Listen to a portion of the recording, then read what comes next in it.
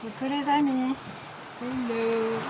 on revient avec les défis de la vie, un de tes jeux préférés. C'était un des tout premiers, ouais, j'aime bien, ouais. Se dire, écouter, changer. Bon, l'idée, comme d'hab, c'est que vous fassiez ça pour vous et puis nous on vous donne quelques pistes, enfin en tout cas on essaie, au travers de comment nous on ressent les choses, comment on les voit, comment on les interprète, tout ça.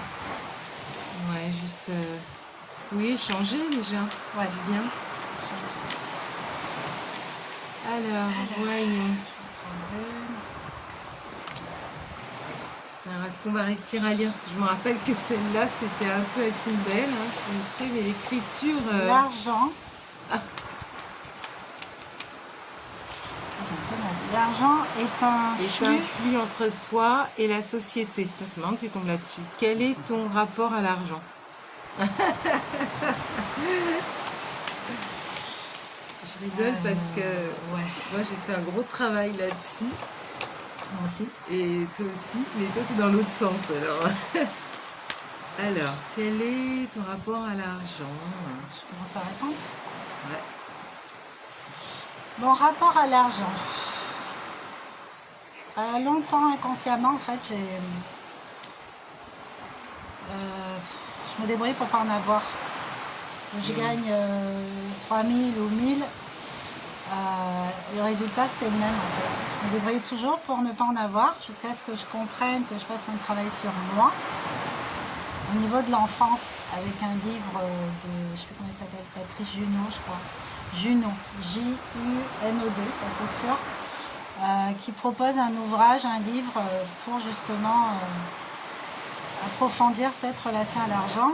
Et dedans, en fait, il y a des exercices à faire par rapport à notre enfance. Ouais. Et notamment, quelle a été ma première expérience avec l'argent. Et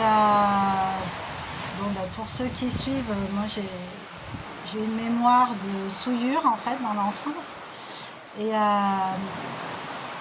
on m'offrait aussi des cadeaux et je pense que par rapport à ça, le fait d'affirmer je suis ni à vendre ni à acheter, voilà, pour moi l'argent c'était pas quelque chose de très sain, de très propre, mais c'est tout à fait inconscient et du coup moi je me débrouillais pour qu'il m'en reste pas. Je me suis toujours débrouillée pour en avoir suffisamment pour faire tout ce que j'avais envie de faire.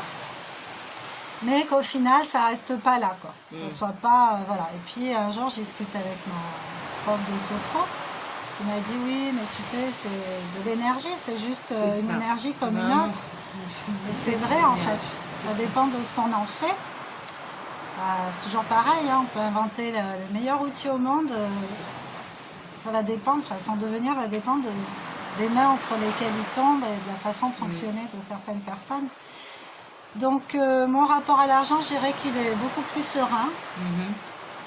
Aujourd'hui, je le considère juste comme une énergie un peu indispensable évidemment dans cette société, mais moi je suis pas attachée à ça en fait. Donc voilà.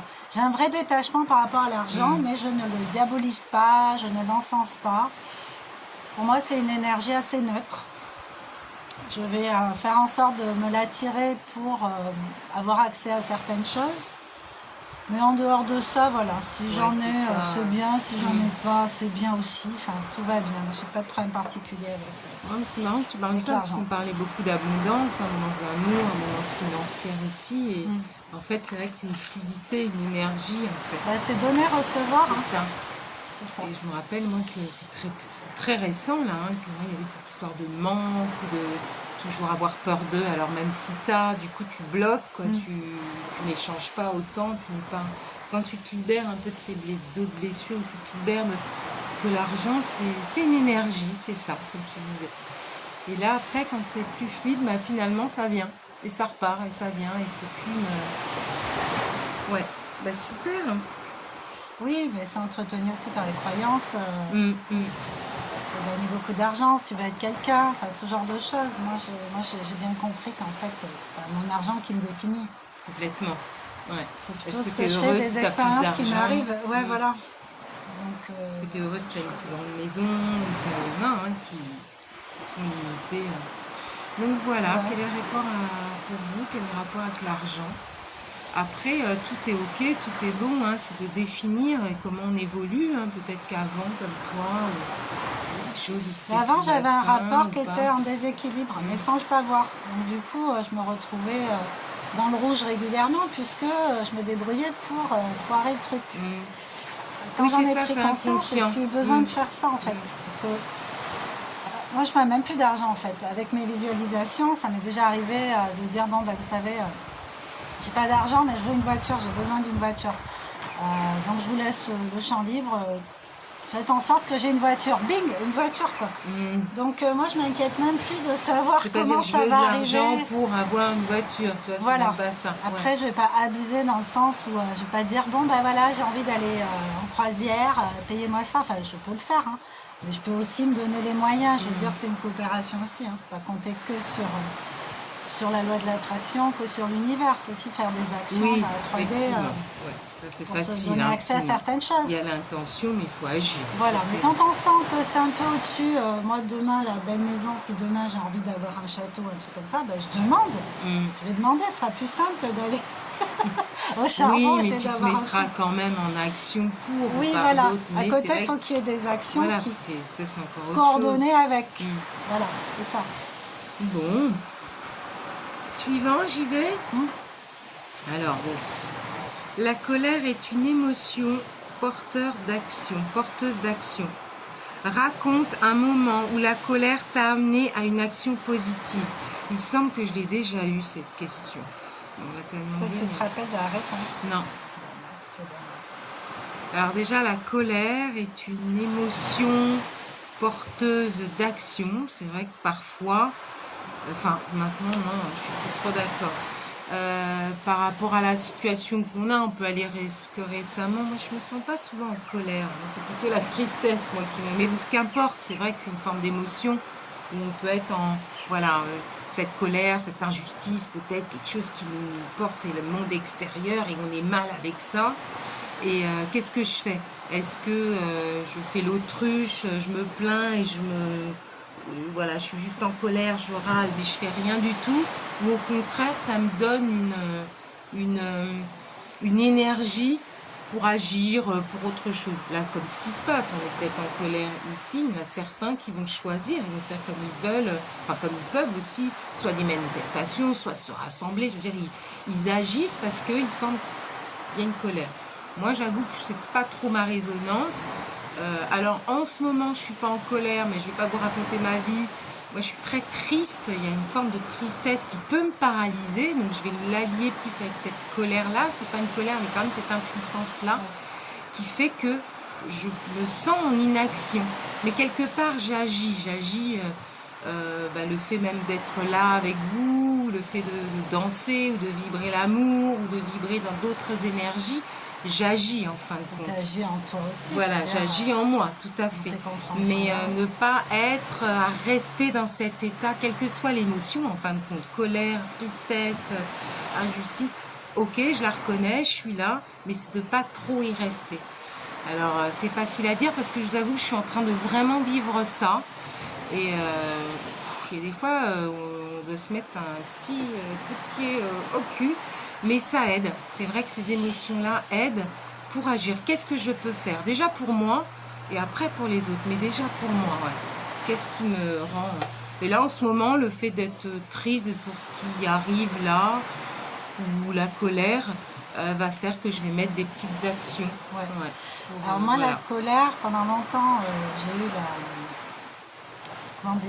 l'orgueil de penser que je n'en avais pas. Ah oui, ça c'est encore plus... Alors je ne reconnais pas, je suis pas en colère. un jour, c'est ça, moi je me mets jamais en colère, mais mes répliques tranchantes et tout, c'est aussi quelque part une énergie, tu vois. Oui, voilà. un ras-le-bol, ou te dire, C'est d'affirmer, bon, quoi. enfin, couper le truc rapidement pour pas que ça prenne trop de place. Mais c'était de la colère. Et un jour, on m'a enlevé la vésicule biliaire en urgence. Et c'était ma première opération. Donc là, on porte atteinte à mon physique et tout. J'étais là, mais en fait, j'avais vraiment de la colère. Parce qu'en symbolique médecine chinoise, vésicule biliaire alias colère, des fois aussi. C'est vrai, oui. Donc, de là, du coup, je me suis dit, bon, avoue, tu étais en colère, en fait. Donc, oui, alors maintenant, la colère, de toute façon, elle sert à donner des informations sur la météo interne. Elle donne des indications sur comment on se sent et comment on accueille les choses et qu'est-ce qu'on fait avec. Moi, l'idée, maintenant, je dis pas que je me mets pas en colère, mais déjà, j'en ai plus conscience quand la colère est là. Alors, effectivement, je peux avoir des émotions tellement prégnantes que je vais sortir des trucs sous cette émotion-là, ok. Je m'arrange pour ne pas regretter quand je suis sous le coup de la colère, pas regretter de rester quand même assez juste, tu vois, dans ce que je vais dire ou faire, tu vois, de rester légitime là-dedans, pas me défouler sur autrui, par exemple. Et puis, je la conserve pas hyper longtemps, en fait. Parce que je la connais, donc j'arrive à la repérer, à l'apaiser. Et du coup, mais là, c'était effectivement, quel que soit... Bon, là, il parle de la colère, mais quelle que soit l'émotion, ça peut être effectivement porteuse d'action. Oui, ta colère, elle te laisse pas sur place en général. Elle te pousse à avoir une réaction quelque part, tu vois. Elle te pousse à avoir une réaction, mais réaction et action est encore différente. Oui.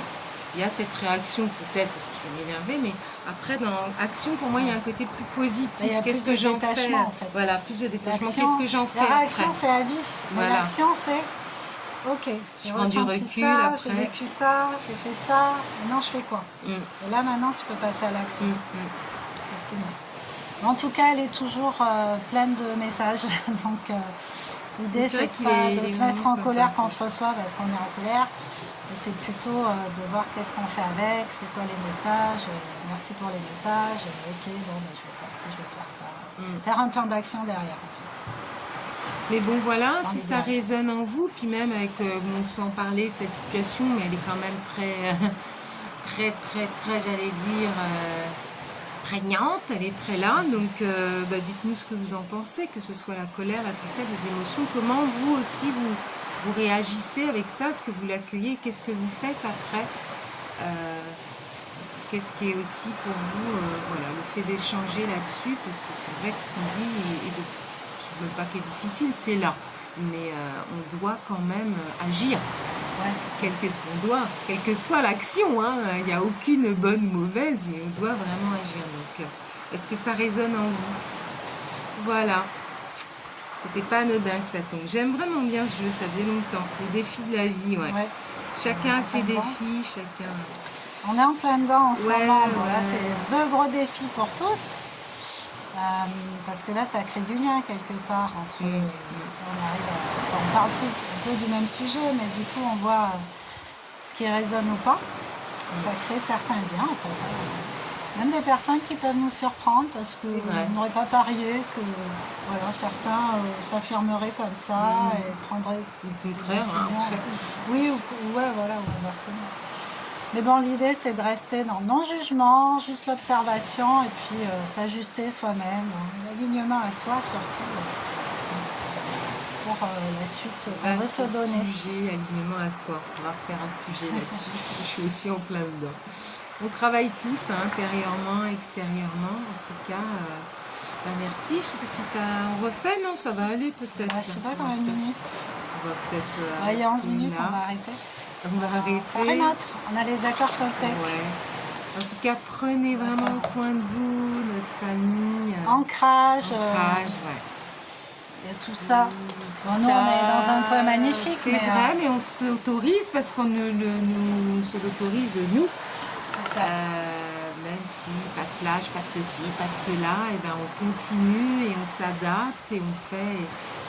Faites ce qui vous fait vraiment du bien. Suivez votre intuition. C'est vraiment le GPS. Et c'est pas facile.